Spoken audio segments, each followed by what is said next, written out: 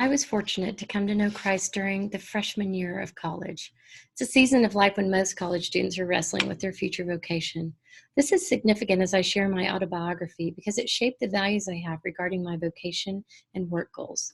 It became the lens for how I viewed the gifts that I'd been given by God and how I would use them. Because of all the Lord has done for me and what He's entrusted me with, I consider my vocational journey to be one of stewardship. In Matthew 25, Jesus tells the parable of the talents where a man going on a journey gives portions of his estate to 3 servants who each make choices regarding what to do with the master's money. They do so with the knowledge they will someday give an account of their management.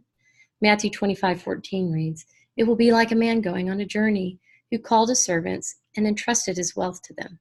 Jesus has been talking to the disciples about what will happen in the last days. He's telling us something important, that we have been entrusted. We are going to hold an account for what we have been given. Everything we have is given to us by God. Do we see ourselves as stewards or as owners? A steward lives for the day that he will return what he has been entrusted with to the master. An owner believes that his possessions are his to spend in any way he sees fit. And although I live with the tension of these two perspectives, ultimately, I believe that all I have, my material goods, my talents, my skills and abilities, they all, even the very life I have and the lives of my children, they all belong to God. It's with this viewpoint that I want to share my vocational autobiography.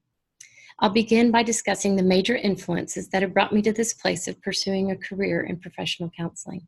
Then I'll describe some of the work that I've engaged in throughout my life. I'll also discuss the assessments that have given me insight regarding the path I'm currently on, the theories I plan to integrate and learn more about as I move toward my professional practice as a counselor. And last, I'll share some of the plans I have for my future. I was raised in a home where a college education was highly valued. This is something that I've been entrusted with. My father saw education as my job in college. He discouraged us from having any kind of part-time jobs. My father was an attorney and my mother stayed home with the 4 kids. My parents divorced when I was 11. However, after the divorce, my father paid for my mother to go get her undergraduate degree. So my mother was in college while I was in high school, and this shaped some of my values about my future going into college.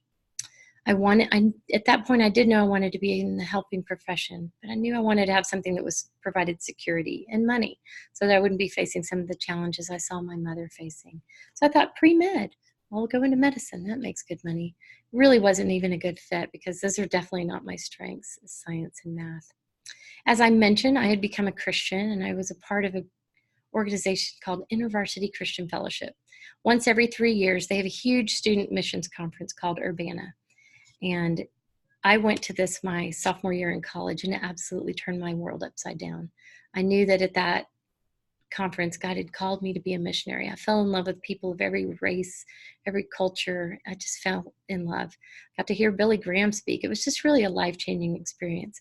So I came home. I told my father, hey, I want to be a missionary. I'm going to go to Bible college. And he said, Amy, if you'll just stay at the University of Texas, finish your degree, I'll pay for you to go to Bible college afterwards.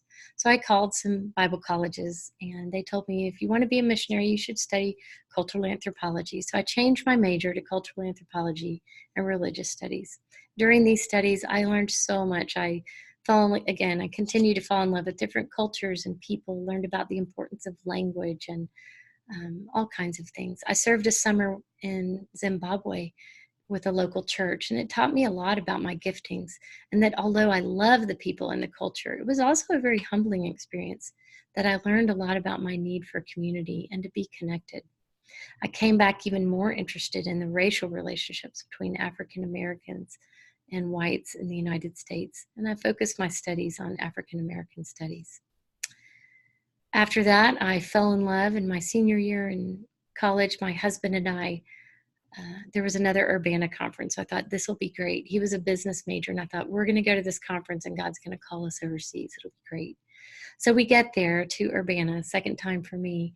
And actually, the theme of it was God in the workplace. So I was a little disappointed, but God had some things that He wanted to teach me. So it was really great. The other major influence about what's caused me to pursue a career as a professional counselor is really my own personal experience with counseling. My counselor studied under Larry Crabb and Dan Allender at Grace Theological Seminary, so I got exposed to a lot of wonderful books and thoughts and ideas. Counseling had a powerful impact on all my interpersonal relationships. And it gave me a desire to know and understand how relationships worked, what influenced them, understanding what God created family for, like, you know, since my parents were divorced, just understanding healthy marriage and children and all these things. Something else really that changed my life was the therapeutic relationship. That was the first time I really sensed and felt this unconditional positive regard in my life that wasn't related to something that I could do or be. Kenneth Sandifer talks about in Created for Connection, a book about emotional focused therapy for Christian couples, a divine gaze of love.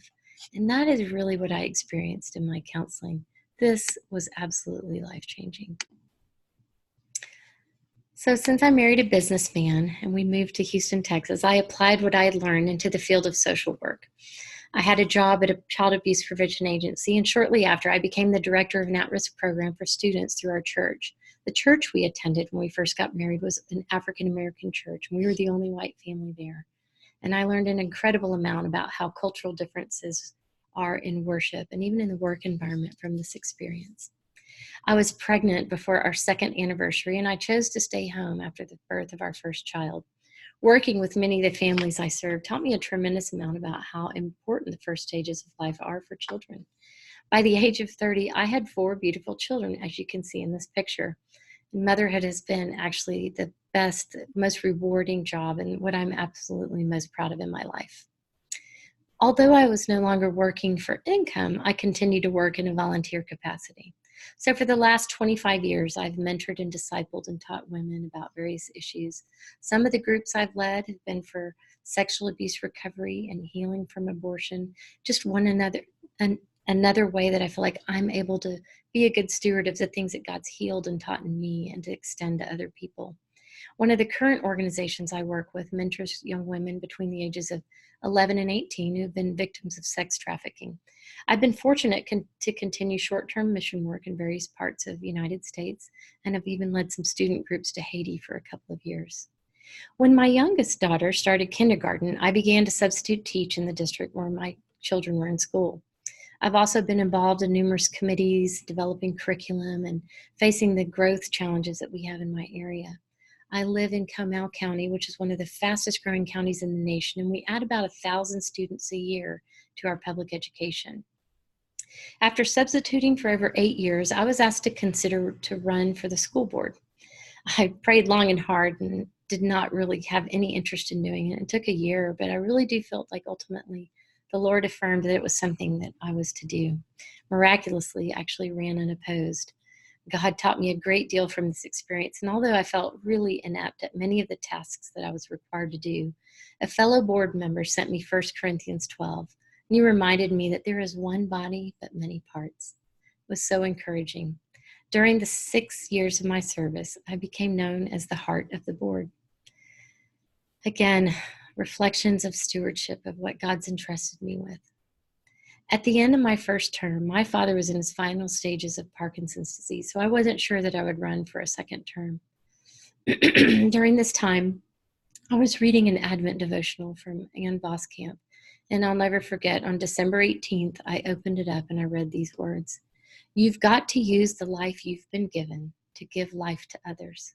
Esther hears a message that does something to her soul.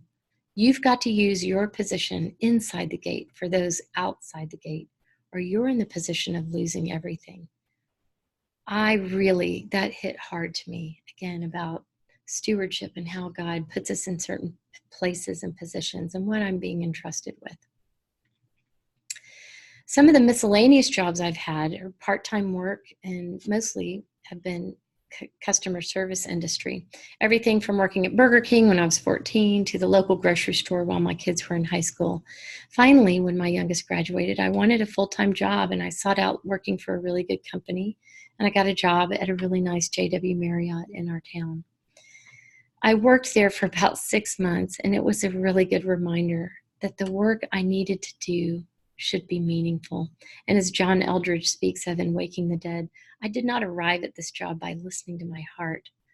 I did it because I was really wanting full-time work and I wanted to make money, but it wasn't really very rewarding. One of the tools God used in my journey was the book Strengths Finder 2.0 by Tom Rath. During my service on the board, our superintendent had all 7 trustees complete this assessment and go over it together as a team. As I mentioned earlier, there are many times where I wondered why God had called me to serve in this capacity, and as I look back now, I'm truly grateful for the experience. One of the gifts that I received from my service was actually going through this assessment. This book helps to identify our natural talents, again, in alignment with stewardship. They focus on emphasizing your strengths as a path to success, where a lot of times we try to develop and grow in areas where we feel like we're weak.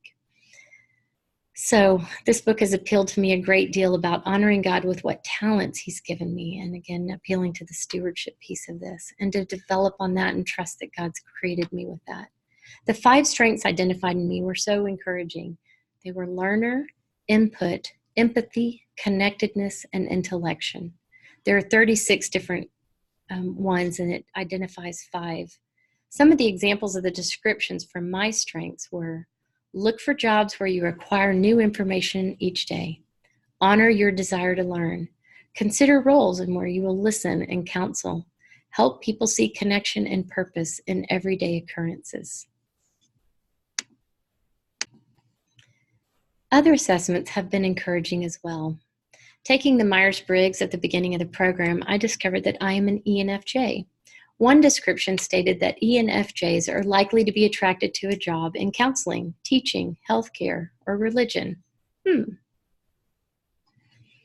strong interest inventory identified my top interest areas as religion, counseling, or helping and teaching. I enjoyed reading the personal style scale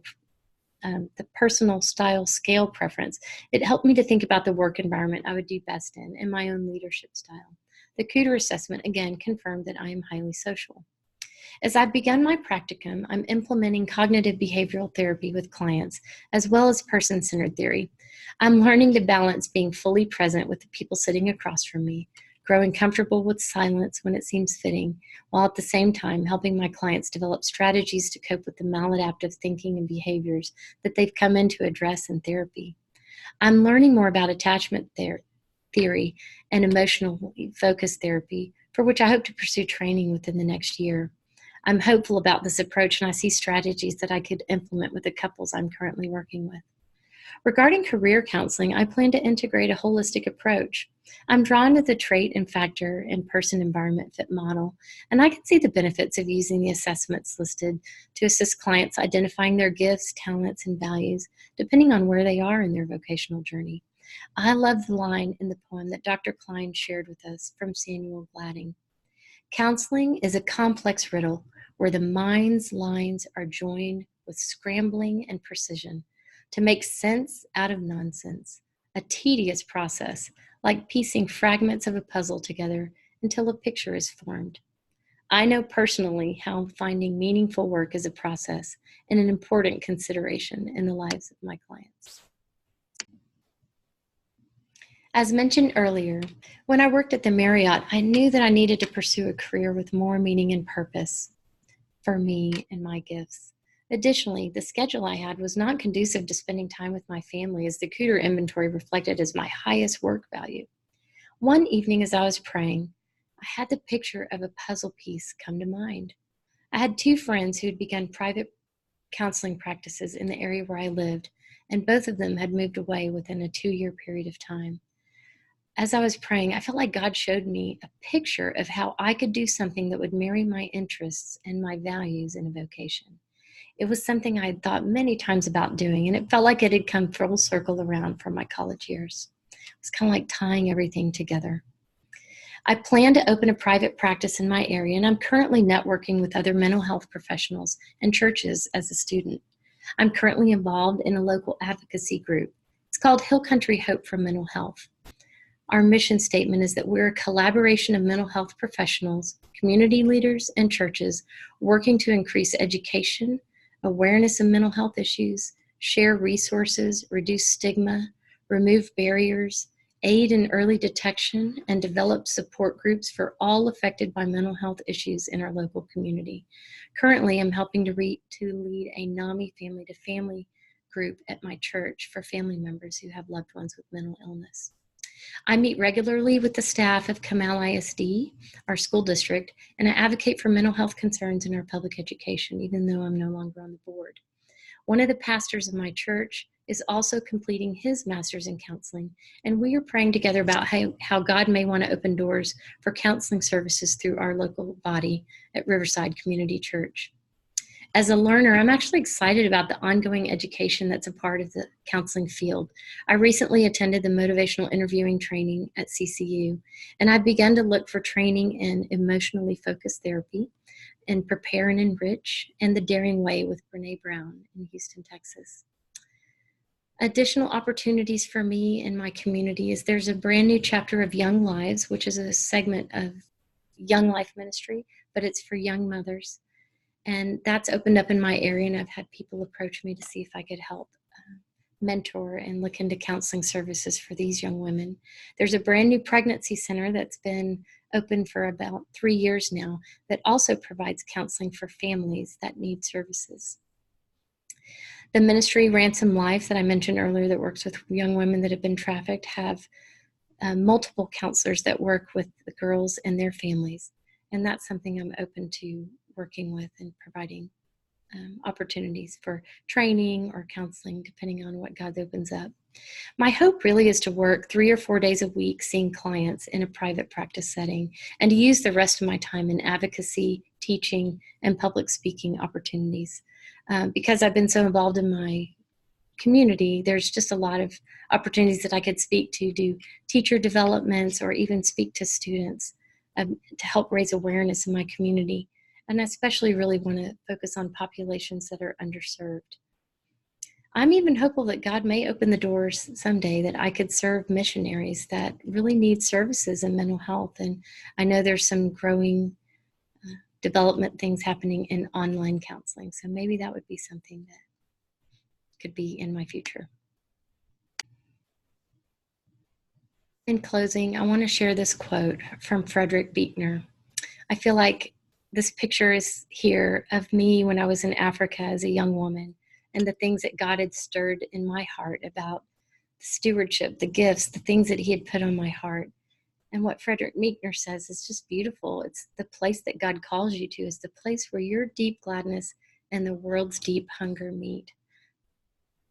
So may we all just continue to hear God and pursue the goal of becoming professional counselors with the talents and gifts that he's entrusted us with. Thank you for watching my presentation.